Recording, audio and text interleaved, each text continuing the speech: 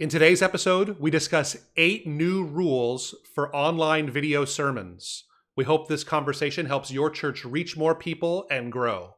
This is the Reach Right Podcast. Well, hey guys, welcome to the Reach Right Podcast, episode number 42. I am your host, Thomas Costello, and with me as always is my co-host, Ian Hyatt. Hey, Thomas. Hey, Ian, how's it going, man?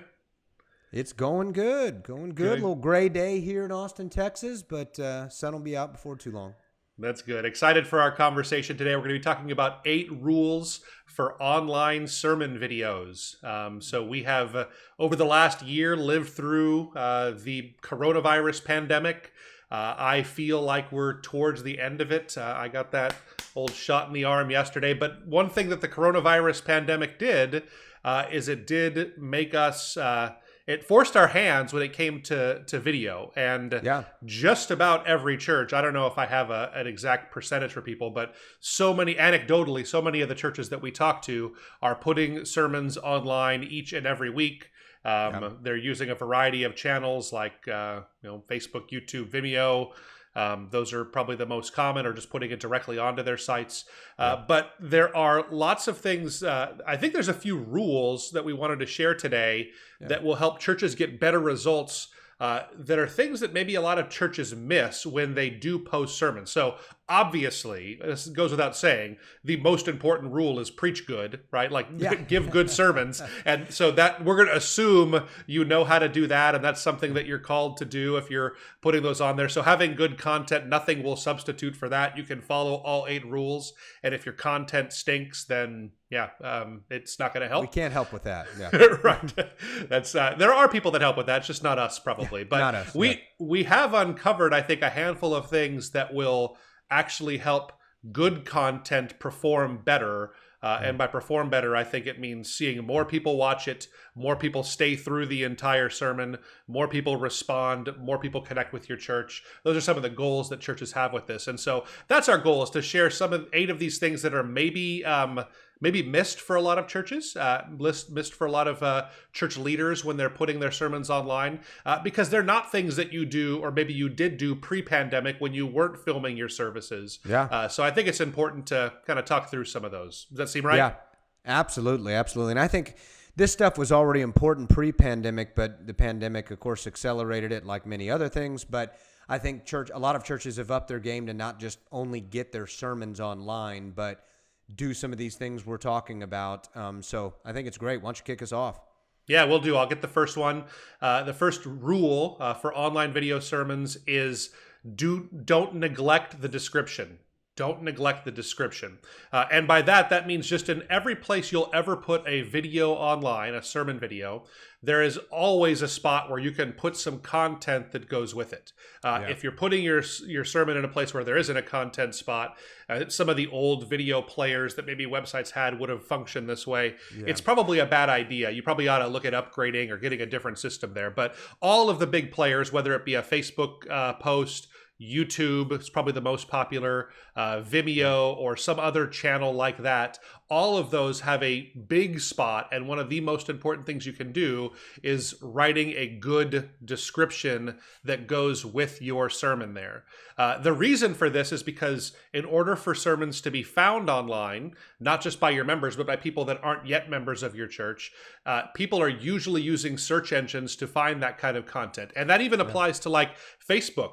It's not uncommon for people to put topics of messages into the search box on Facebook, and your sermons could come up. So this is something you have to write a description for every single message that you do. I would encourage churches to make a description that's maybe even longer than you would expect. I think you need to have at minimum, I'd say 100 words in your description. I think my preference is, if I was doing it, I would say 300 words. That would be kind of my target for what a description could have. And this description, it probably has like the points that you discussed, any scripture references, just put the text of the sermon of the scripture right in there. These are the kind of things you need to put in every sermon that goes online, because it makes it more visible when people do searches. What do you have to add to that, Ian?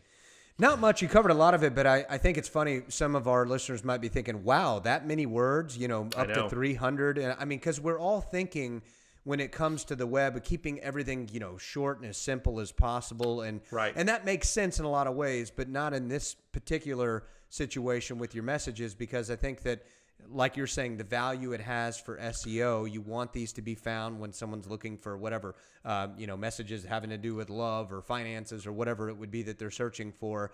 But I think also one thing that came to mind is when it comes to a sermon, a little bit more explanation is good anyway. Yeah. Compared to maybe something other content on your website, this is where you kind of have a little bit of a green light to be a little lengthier. I'm not saying you should preach super lengthy or the length of the sermon, but I think it also just helps not only for SEO and visibility when people are searching, but give people a little bit if they maybe have missed the series so far or something like that.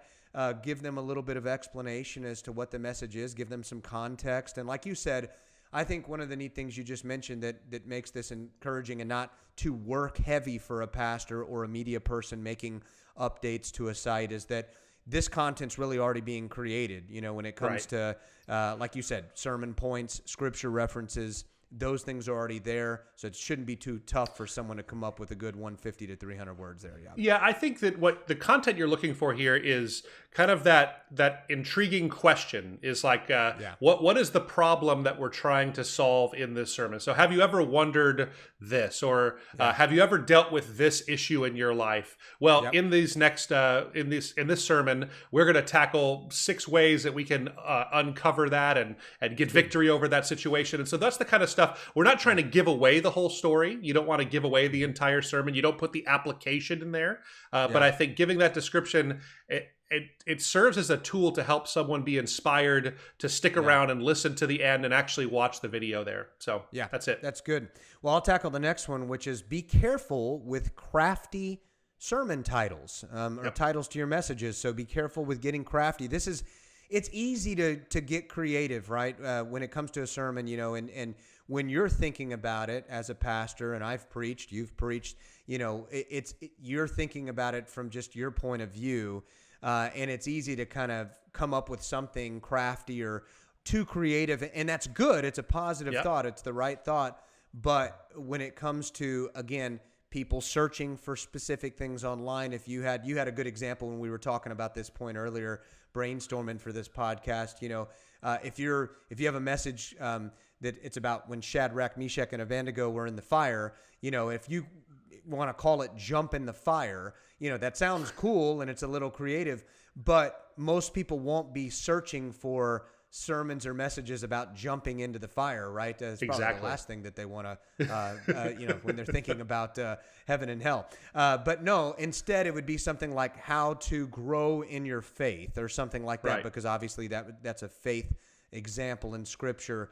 And so again, a lot of it has to do with SEO. But I also think that, not just SEO, but if you would agree, thinking about it for the person doing a search, jumping into the fire might sound cool to you, but for maybe that person that isn't in church every Sunday or maybe doesn't even have faith yet, a simple, more universal term like how to grow in faith or how to have faith in God, that's going to be a little bit more applicable to those people too, right? Yeah, I totally think so. Now, so this is one of those things that is totally different from in-person services to video services. I'm not even saying that you should change the title of your message in your services, right? So you might, in your video, you might, the sermon you actually deliver, you might say the title of this sermon is Faith Under Fire or something like that, whatever it is. But just know that that's not a useful title, because when people, there's very few people that'll be searching, like you said, jump in the fire, if that was the title of your sermon. Very few people will search for that. And the people that are probably some kind of like masochists that are figuring out how to do fire walks or something like that. They're looking for like sarcasm or like wit doesn't play well in search engines. It's actually the title of a heavy metal Metallica song too. So what is? Yeah, Jump in the Fire. So Jump in the Fire. Yeah. So they're probably looking for that. Almost certainly they'll be looking for the Metallica song. So anyway, the point is that when it comes to how people type in searches, and you should basically ask yourself this question. Like every time you title a sermon online, ask yourself, who would be searching for something like this? Like, if someone who is searching for the answers that we're giving in this sermon, what would they type into a search engine, or what would they type into YouTube?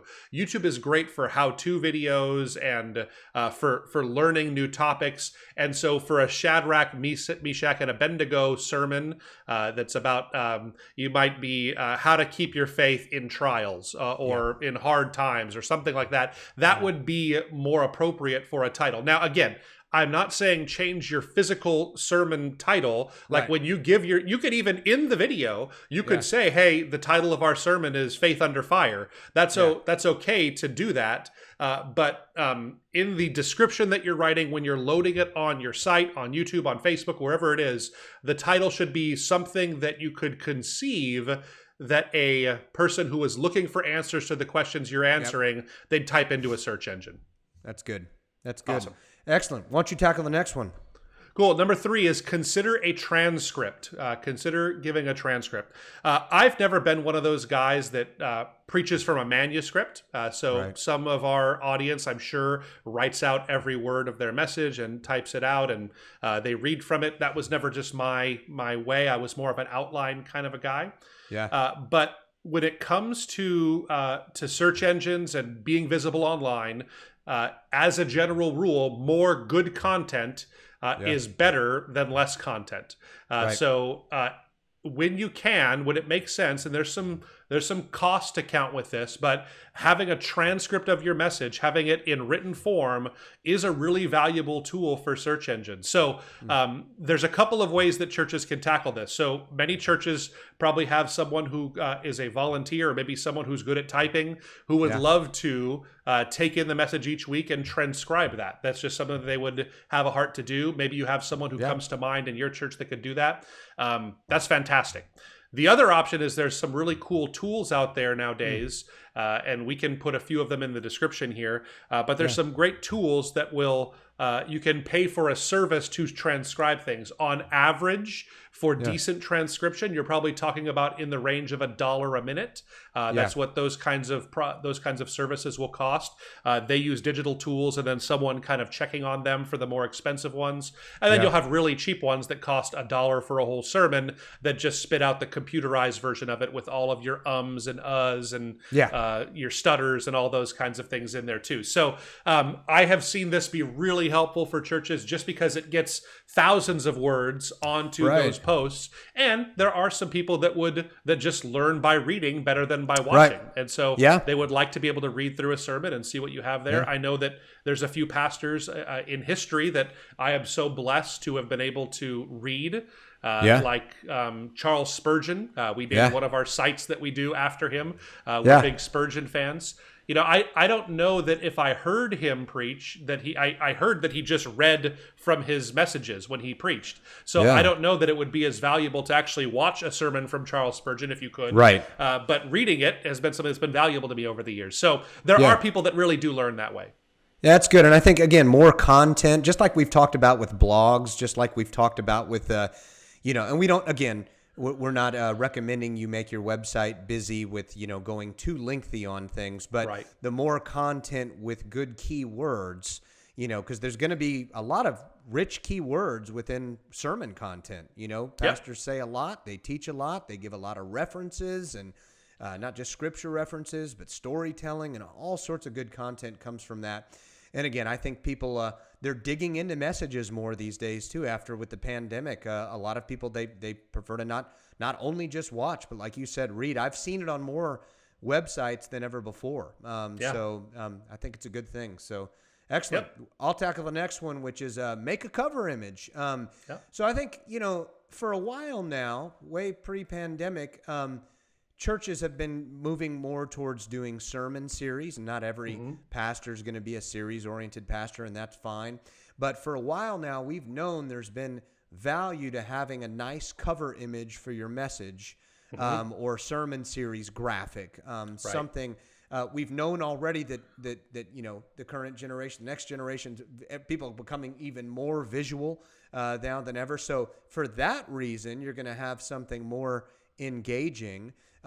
It's easier now more than ever. Even if you don't have like a good graphic designer to your church, there's thousands of options out there, images that you can find that tie to your message, and so it's not that tough to find these images. I'm surprised how many websites still that I come across though that don't have an image associated with their sermon. Either it's just a text, it's just the title of it, of the message, or it's just the church logo, which I guess you'd think is better than nothing. If you have a good looking logo, you have some sort of a visual, but then again, it just makes them all look the same if just your logo's up there and your messages. But not just for the visual appeal, but you can expound upon some of the other good reasons for that too. Yeah, I think that the bottom line is that every bit of content you make right now as a church, and you put it anywhere online, it needs to have an image with it. So this is the case for blog posts. It's the case for sermons. It's the case for church events. It's the case for everything you put on your website. Every post you put on Facebook should have an image. Every Instagram post obviously has to have an image. Newsletter. So photography, like the adage says that a picture is worth 1,000 words. It's so true. The reason for it's like a proven fact that people are much more likely to click on and learn more about when they see an image versus just text or a title. An image is going to be what grabs you. Think about the way for our audience that uses YouTube. I get on YouTube and you can read all the titles, but what I tend to do is I tend to look more at the graphics that are there. And usually the graphics have the title or some variant of the title in them. And that's what we're trying to get to. You want your image to stand out and not because your title isn't going to stand out by itself in a sea of images. If it's just your logo or it's just the title of your sermon without an image, then it just doesn't stand out the way that we want it to. So that's really important. As far as tools to do this, I highly recommend Canva for churches. I think that's a great product. It's free, or you can get a paid version that's $10 a month. And listen, as a design company at Reach right here, we do web design and graphic design for a living. We still use Canva to put out all of our sermon our video graphics for this podcast. We use it for doing all of our blog post graphics, all those kinds of things. They all come, we do that kind of stuff in Canva. So well worth the $10. There's really not an excuse in this day and age. It takes our team maybe 5 minutes to put together a graphic for one of these things here. So it's not a hard project to take on. It's something you can churn out over and over again. So yeah, it's a must-have at this point. Good stuff. Awesome. Number 5, let me hit that. It's loaded onto multiple channels. Load your sermons onto multiple channels.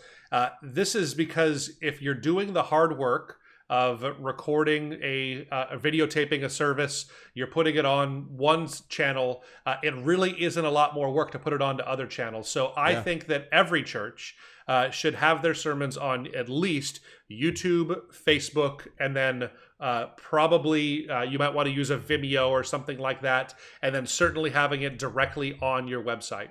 If I had to rank the importance of each of those, I'd say having it on your website is most important.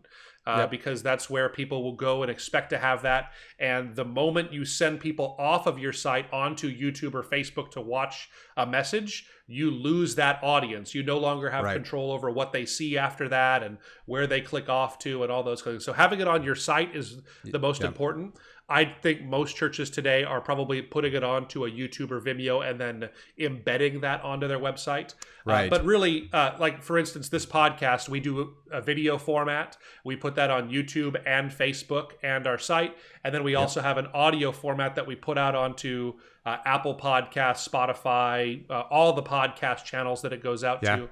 I know we're talking specifically about video in this conversation here, but I think you should also take the audio files of your messages and podcast them, put them out on all the channels where people can access podcasts, because really it's about reach. If we just did one channel, I mean, I look at our reach now, and it's been steadily growing on our podcast here, which has been really fantastic.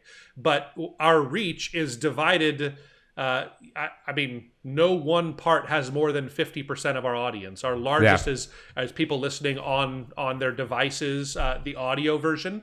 But we get lots of views on YouTube, lots of views on Facebook, and those things are only growing. So it's maybe an extra 10 to 15 minutes of work. Put it out there. Have your media people put it out there on all channels available. You'll just see better results that way. Yeah, and everyone's been already familiar with the term going viral, right? So obviously, more visibility, you're going to get certain demographics or just certain, pockets of people on certain social media channels, or, some people spend more time on YouTube than they do Facebook, and Totally. vice versa on Facebook more. But I like the point of it, the most important part of it being on the website, and there's a lot of reasons for that, and we can have a whole nother episode on that. But I think that if you're doing a good job, when you're pushing it to other social media channels, always send people back to your website, funnel them back there, because they could just do so much more with it. They see the video and they can also fill out a form. They can respond in certain ways. So that was a good point you touched on. So good stuff. Well, I'll tackle the next one here. So that's also provide related links. So within your sermon content, this is a really neat thing, and it's not too hard to do, but this really helps for SEO, and it also gives people a good resource when they're watching one of your messages. And let's just say you're, in a series about prayer, just making something generic up there. You're in a series of prayer, but then you touch upon something else that was maybe in another message in that series or another series. You can link within the content. So again, in the description or the body of text there, you can drop a link in there, and maybe if you're in a series on prayer, but then you had another sermon years ago on prayer, you can also resource them to that. And all of these things kind of work together. So not only is it a resource for the person watching or listening to the message, it also helps for SEO and visibility, doesn't it? Yep, absolutely. So a couple of rules for SEO. There's two kinds of linking. There's internal linking and external linking. Linking internally means linking to other places within your website. So when you have a description on your site of a sermon, it would be great to link to past sermons, or if you mention baptism in your sermon, link off to your baptism page where people can get signed up for that. Those kinds of things make a lot of sense. Then there's external linking, which it's important that every sermon has at least one, every post of any kind of content has at least one external link. So that's just kind of a general rule of what Google's looking for. Whenever we create content, we try to have an external link that goes somewhere else. That'll be valuable. So I think a few ideas for what that could be is if you have a resource that you talked about that's external, talk about that. But I think if you're using any statistics or quotes, it makes a lot of sense to link off to the source that you used for those statistics or quotes. Here's a new paradigm that we live in nowadays, and I know this as someone who's preached for over 15 or 20 years now. I guess I've been preaching sermons. When I preached at the beginning, people didn't have the ability to live fact check me while I was preaching, right? So I could say whatever I wanted to say.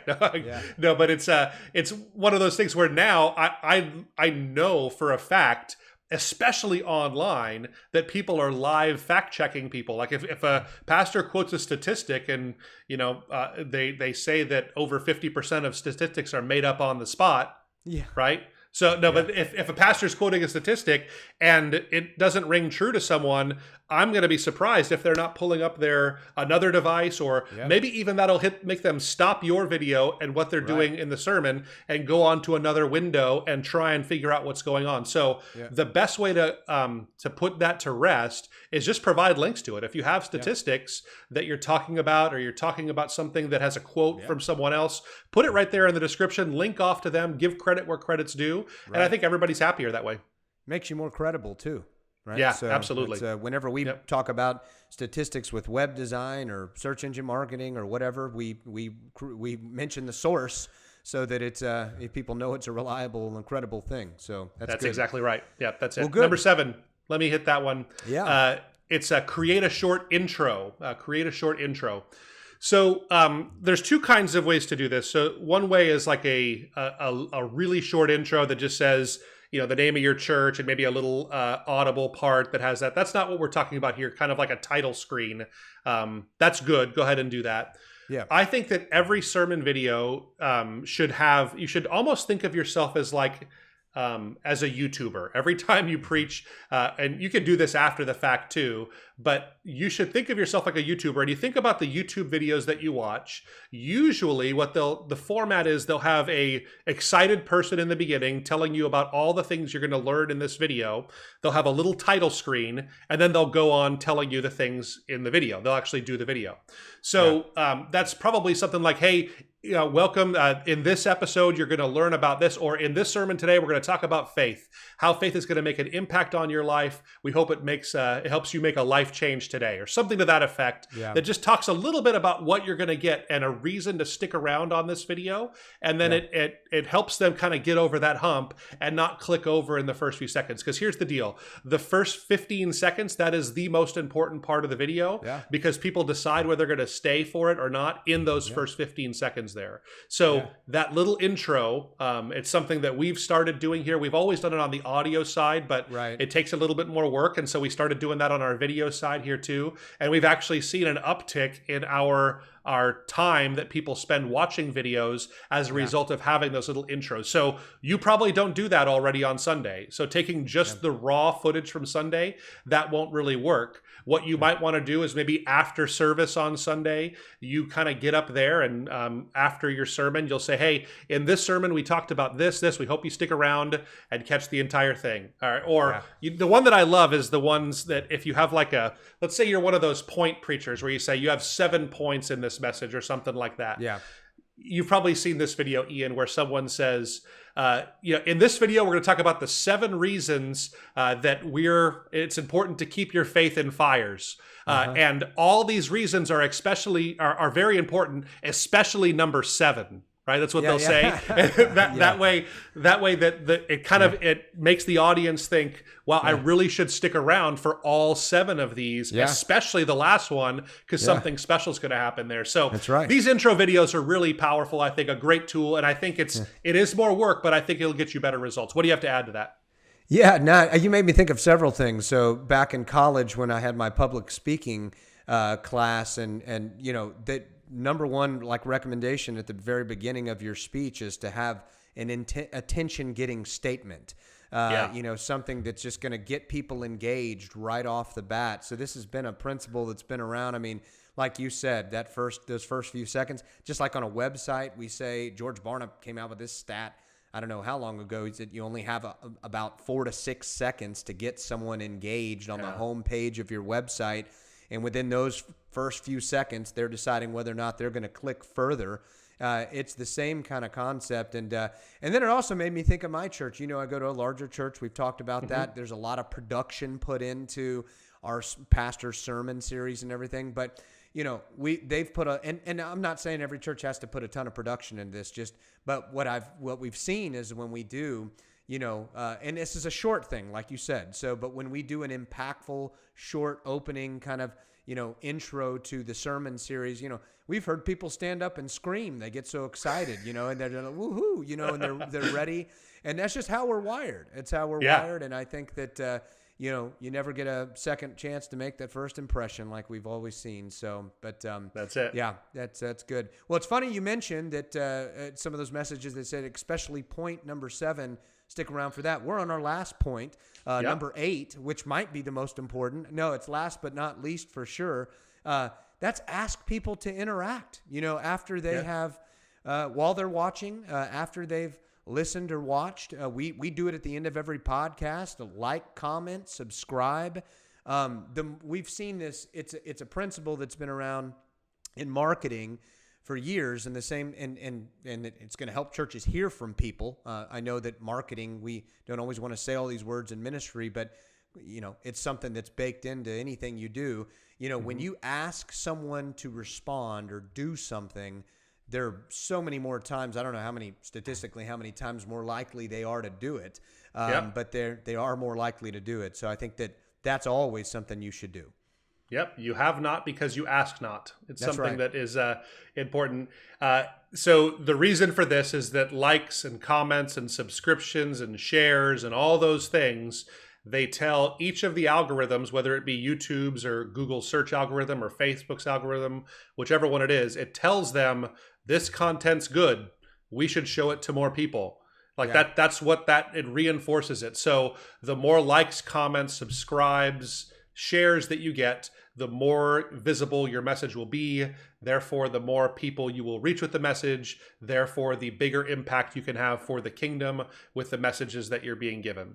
And so I think that this is something that is really simple. And I know I don't like doing it. It's just something that you kind of have to do. I feel cheesy even sometimes at the end, saying smash that like button and doing those things that all the cool YouTube kids do. And, it's just everybody doesn't like asking for those kind of things, but it really does make a difference. And here's the thing is that your audience, like our audience, in most cases, they're happy to do it. They want, remember this, the people watching your sermon, most of them want you and your church to thrive. They believe in the message and they want it to get out there. And sometimes that little gentle reminder of, hey, consider doing this. Consider just hitting that like button. Consider sharing this with someone that you think that might appreciate it. I think that goes a long way to helping them get over that hump. They probably want to do it anyway. But if you ask, your odds of them actually doing it are much greater.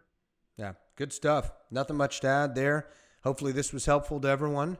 Yeah, I have something to add. Would you, if this was helpful to you, if you would rate, review, subscribe, like, share, smash that like button. It means a lot to us.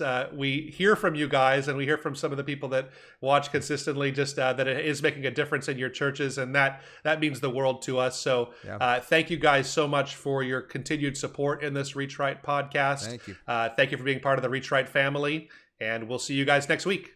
See you.